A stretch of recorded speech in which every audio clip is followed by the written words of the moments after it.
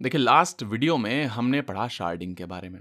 इस वीडियो में हम पढ़ेंगे रेप्लिकेशन। तो देखते हैं भाई रेप्लिकेशन इन इलास्टिक सर्च का मतलब क्या होता है। एग्जांपल देखते हैं भाई। मान लेते हैं मेरा एक नोड है इलास्टिक सर्च का, बोलते हैं उसको नोड ए, और मेरे पास डेटा है, ठीक है, स्टूडेंट इंडेक्स का मेरे पास डेटा है। हमें पता है जैसे ही मैं एक इंडेक्स क्रिएट करता हूं तो बाय डिफॉल्ट एक शार्ड बनता है। तो मैं बोल देता हूं भाई स्टूडेंट का एक शार्ड है, उसको बोल देता हूं मैं एस, ठीक है। तो शार्ड एस जो है वो नोड ए पर पड़ा हुआ है, कोई दिक्कत नहीं है, बहुत बढ़िया। अब कल की डेट में अगर डिस्क फेलियर का इशू आ जाता है, जो सर्वर है खराब हो जाता है, जो कंप्यूटर है वो खराब हो जाता है, बोले तो नोड ए खराब हो जाता है, तो डेटा तो गया, हमारा सारा डेटा गया, ठीक है। तो इस डिस्क फेलियर से बचने के लिए रेप्लिकेशन पिक्चर में आया। तो रेप्लिकेशन क्या करता है? रेप्लिकेशन शार्ड्स की कॉपी बनाता है। क्या बोलते हैं रेप्लिकेशन को? कॉपिंग शार्ड्स। तो भाई कल कोई आया पूछ रहा है भाई रेप्लिकेशन का मतलब क्या है, तो आपको क्या बताना है भाई? शार्ड की कॉपी करने की प्रक्रिया को क्या बोलते हैं? रेप्लिकेशन। ठीक है भाई, कोई दिक्कत नहीं है। अब मान लेते हैं मैंने रेप्लिकेट कर दिया, मुझे नहीं पता कैसे करना है, अभी बस कह रहा हूं मैंने कर दिया रेप्लिकेट, ठीक है। तो मैं बोल रहा हूं रेप्लिकेशन करने के बाद एक ये शार्ड बनाया मैंने, ठीक है। किसको रेप्लिकेट कर रहे हैं? एस को रेप्लिकेट कर रहे हैं। एस क्या है? स्टूडेंट का एक शार्ड है, ठीक है। तो एस को कॉपी किया मैंने और आर बना लिया, यानी इस समय मेरे पास दो शार्ड्स हैं, एस एंड आर।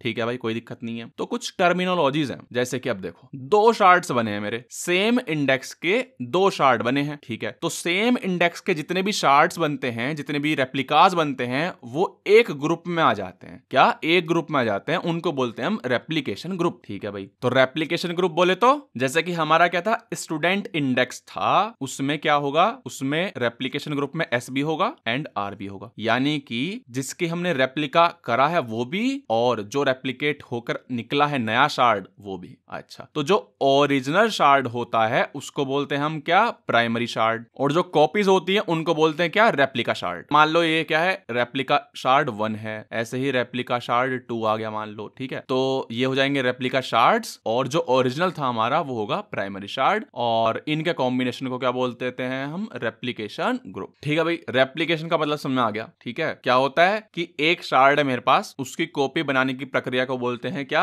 रेप्लिकेशन, ठीक है। जो ओरिजिनल होता है उसको बोलते हैं प्राइमरी शार्ड, जो कॉपीज होती हैं उनको बोलते हैं रेप्लिका शार्ड्स, उनके कंप्लीट ग्रुप को बोलते हैं क्या? Replication group. ठीक है भाई, कोई दिक्कत नहीं है। ठीक है भाई, रेप्लिकेशन हो गया अपना, प्राइमरी शार्ड हो गया, ठीक है, कोई दिक्कत नहीं है। रेप्लिका शार्ड हो गया है, बहुत ही बढ़िया, और रेप्लिकेशन ग्रुप हो गया है, बहुत ही सही। अब एक एग्जांपल लेते हैं भाई, एग्जांपल लेते हैं। ये मेरे पास क्या है? नोड ए, ठीक है। ये क्या है भाई? प्राइमरी शार्ड, ठीक है। ये रेप्लिका 1 हो जाएगा, ये रेप्लिका 2 हो जाएगा, ठीक है भाई। तो क्या है? प्राइमरी शार्ड है, एक रेप्लिका 1 है, एक रेप्लिका 2 है। तो एक बात बताओ मुझे, हमने रेप्लिका बनाए क्यों थे? फॉल्ट टॉलरेंस के लिए बनाए थे। अगर मान लो डिस्क फेलियर हो गया, ठीक है, कंप्यूटर जिस पे रखा हुआ है हमारा प्राइमरी शार्ड वो खराब हो गया, तो हमारे पास रेप्लिका होंगे, ठीक है। हमारी जो रिक्वेस्ट्स आ रही होंगी वो बंद नहीं पड़ जाएंगी, समझ रहे हो। यहाँ पे कोई क्लाइंट बैठा है, वो सर्च के लिए बैठा है कि हाँ भाई डेटा आना है, ठीक है। डिस्क फेलियर हो गया, डेटा आएगा ही नहीं, क्योंकि प्राइमरी शार्ड बंद पड़ गया। अब अच्छा, जो रेप्लिकेशन आया वो क्यों आया? वो इसीलिए तो आया ताकि प्राइमरी शार्ड अगर नोड पर पड़ा हुआ है और वो नोड बंद हो गया है तो रेप्लिका शार्ड से डेटा आ जाए, समझ रहे हो बात को। लेकिन अगर रेप्लिका शार्ड भी सेम ही नोड पे पड़े तो फायदा क्या हुआ? समझ रहे हो, अगर रेप्लिका शार्ड भी सेम ही नोड पे पड़े हैं और नोड ही पूरा बंद पड़ गया है तो फायदा क्या हुआ भाई रेप्लिकेशन का? तो इसलिए देखो, इसलिए क्या होता है, जो रेप्लिका बनते हैं ना, मान लो P है हमारा और उसका एक रेप्लिका 1 बना, एक रेप्लिका 2 बना, ठीक है। तो वो सेम नोड पे रिसाइड करते ही नहीं है बाय डिफॉल्ट। अगर आप बना भी दोगे ना तो वो असाइंड नहीं होंगे किसी नोड को, समझ रहे हो। अगर मान लो एक प्राइमरी शार्ड से आपने 2 रेप्लिका बनाए, ठीक है, अगर आपने किसी दूसरे नोड को असाइन नहीं किया है तो वो अनअसाइंड ही रहेंगे, ठीक है। सेम नोड को असाइन नहीं कर सकते आप, तो क्या करना पड़ेगा? आपको दूसरा नोड बनाना पड़ेगा, ठीक है, नोड B, और ये R1 एंड R2 अब यहां पटकने पड़ेंगे आपको, समझ रहे हो बात को। अच्छा ठीक है भाई, अब क्या होगा? अगर मान लेते हैं नोड ए बंद पड़ गया कल की डेट में, तो क्या होगा? जो रिक्वेस्ट आएंगी ना वो अब इस नोड पे जा सकती हैं, ठीक है। अब आप ये सोच रहे होंगे शायद कि भाई यहाँ पे भी तो हम सेम चीज कर रहे हैं, R1 R2 सेम ही नोड पे है। तो देखो, रेप्लिकेशन के 2 फायदे हैं। एक क्या है? फॉल्ट टॉलरेंस, कि भाई कंप्यूटर बंद पड़ गया तो हमारे पास उनके रेप्लिका होंगे डेटा के, तो जो रिक्वेस्ट आएंगे वो वहां पे शिफ्ट हो जाएंगे, ठीक है। दूसरा क्या है? पैरेललाइजेशन। देखो अगर मैंने यहाँ पे सिर्फ रेप्लिका 1 डाला हुआ था, मान लो रेप्लिका 2 नहीं है अभी के लिए, ठीक है, तो रिक्वेस्ट ऐसे नहीं होता कि बस रिक्वेस्ट इसी पे जाएंगी, रिक्वेस्ट इस पे भी जारी होंगी, ठीक है, रिक्वेस्ट इस पे भी जारी होंगी, इस पे भी जारी होंगी, लेकिन अगर ये बंद पड़ जाएगा प्राइमरी शार्ड वाला हमारा नोड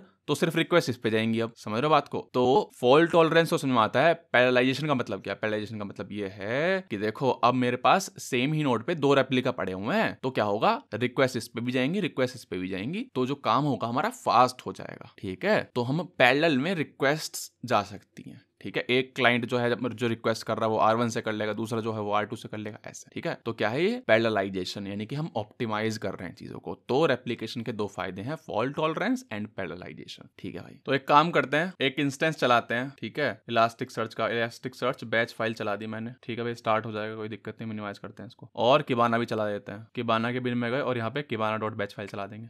हाँ तो भाई किबाना चला लिया है मैंने। 3 लाइन्स पे क्लिक करते हैं, इसके जो कंसोल है उस पे जाते हैं भाई, ठीक है। डेव टूल्स पे गए, यहाँ पे जाते हैं, बहुत बढ़िया। एक काम करते हैं, एक इंडेक्स बनाते हैं। क्या बनाते हैं? एक इंडेक्स बनाते हैं। इंडेक्स कैसे बनाएंगे भाई? पुट लिखेंगे, पुट, ठीक है, गेट पुट जो भी है तो वो लिखते हैं यहाँ पे। कौन सी कॉल है? तो पुट की कॉल है भाई, ठीक है, बहुत बढ़िया। और करना कुछ नहीं है, इंडेक्स बनाना है तो क्या करते हैं, बस इंडेक्स का नाम लिख दीजिए, यहाँ पे फ्रूट्स लिख देते हैं, फ्रूट्स, ठीक है, बस आपका इंडेक्स बन जाएगा चलाते ही, ठीक है। चलाया मैंने, बोल रहा है एक्नॉलेज्ड और शार्ड्स एक्नॉलेज्ड, ठीक है, इंडेक्स बन गया आपका फ्रूट्स के नाम से, ठीक है, कोई दिक्कत नहीं है, ठीक है। फिर क्या करते हैं, फिर देख लेते हैं भाई बना भी है या नहीं बना है। गेट की कॉल है ना, गेट की कॉल, ठीक है, हाइफन क्या करते थे, कैट करते थे, कैट के बाद इंडेक्स, सारे इंडेक्सेस जितने भी हैं वो देखते थे। इंडेक्सेस चलाए, रन कर दिया और एक पैरामीटर देते थे, लास्ट वीडियो में बताया था मैंने, ये चला दिया। तो यहाँ पे दिखा रहा है भाई, देखो हेल्थ येलो दिखा रहा है, ग्रीन नहीं है, येलो है, ठीक है, कोई दिक्कत नहीं है। स्टेटस ओपन, इंडेक्स फ्रूट्स दिखा रहा है भाई, बन गया है, हाँ एक इंडेक्स बन गया है फ्रूट्स के नाम से, बहुत बढ़िया। यहाँ पे PRI दिखा रहा है 1, रेप दिखा रहा है 1। इनका क्या मतलब है भाई? इनका मतलब है कि भाई प्राइमरी शार्ड कितने हैं? एक ही है। इसका मतलब क्या है? देखो REB का मतलब क्या है? Replication count. बोले तो भाई कितने रेप्लिका बने हैं इसके, ठीक है। क्या दिखा रहा है? 1 दिखा रहा है, ठीक है भाई। यानी कि जो फ्रूट्स हैं इसका एक शार्ड बना होगा, उसे बोलते हैं हम प्राइमरी शार्ड, ठीक है। उसका एक और शार्ड बना होगा जो कि है हमारा रेप्लिका शार्ड, ठीक है। तो रेप्लिकेशन काउंट जो है REP1 क्या बता रहा है, कितने रेप्लिका बने हैं इसके, ठीक है। वो बाय डिफॉल्ट 1 ही होता है, हमने देख लिया, हमने कुछ लिखा थोड़ी, हमने तो फ्रूट्स बनाया बस डायरेक्टली, और automatically by default replication count 1 आ गया है इसका, ठीक है भाई, कोई दिक्कत नहीं है। क्या है इसकी स्टेटस? यानी कि ग्रीन नहीं है, यानी कि अनहेल्दी स्टेट है इस समय, वो भी देखते हैं कि क्यों है, ठीक है भाई। हेल्थ भी देख लिया, REP भी देख लिया। PRI इसका क्या मतलब है? PRI प्राइ का मतलब क्या है कि भैया ये जो रो है ना अपनी, ये जो डेटा आ रहा है ये प्राइमरी शार्ड का ही डेटा आ रहा है, रेप्लिका शार्ड है उसका नहीं आ रहा है, ठीक है। तो हमने देखा कि भाई हमने एक इंडेक्स बनाया था, ठीक है, और इंडेक्स की हेल्थ क्या है भाई? येलो है, यानी कि सही नहीं है, वो भी देखेंगे क्यों नहीं है सही, ठीक है। रेप्लिकेशन काउंट जो है उसका 1 है बाई डिफॉल्ट, बहुत बढ़िया। और प्राइ का मतलब क्या है कि जो डिटेल आ रही है ये किसकी आ रही है? प्राइमरी शार्ड की आ रही है, ठीक है भाई। अब देखिए येलो क्यों है इसकी हेल्थ? इसकी हेल्थ सही नहीं है, क्यों? क्योंकि भाई हमारा एक ही नोड है अभी, ठीक है, एक ही नोड है, और रेप्लिकेशन काउंट कितना? एक है वो भी, यानी कि एक नोड है और एक रेप्लिकेशन शार्ड है हमारा। और सिंस वो रेप्लिकेशन शार्ड अभी असाइंड नहीं हुआ है, समझ रहे हो, रेप्लिकेशन शार्ड बन तो गया लेकिन असाइंड नहीं हुआ है, क्यों? क्योंकि अब हमारा एक ही नोड है, जब दूसरा नोड बनाएंगे तब उसको असाइन करेंगे, ठीक है। यानी कि अभी जो है वो रिस्क में है हमारा ये इंडेक्स, ठीक है। अगर मान लेते हैं इस नोड को कुछ हो जाता है तो हमारा डेटा गया, इसलिए इसकी हेल्थ येलो दिखा रहा है। समझ रहे बात को? हमने रेप्लिका शार्ड बना तो दिया है लेकिन उसको असाइन नहीं किया है दूसरे नोड पे, क्यों? क्योंकि हमारे पास अभी एक ही नोड है, ठीक है, इसलिए दिक्कत हो रही है। देख लेते हैं वो भी, ठीक है। एक और एंड पॉइंट है भाई, गेट की कॉल, ठीक है, कौन सी पे? कैट API है, ठीक है। कमांड क्या है? कमांड है अपनी शार्ड्स, ठीक है, बहुत बढ़िया। इसको चलाते हैं और जो टेबल के हेडर है वो भी दिख जाएंगे, किससे? V से, ठीक है। अब देखो यहाँ पे अपना फ्रूट्स आ गए, देखो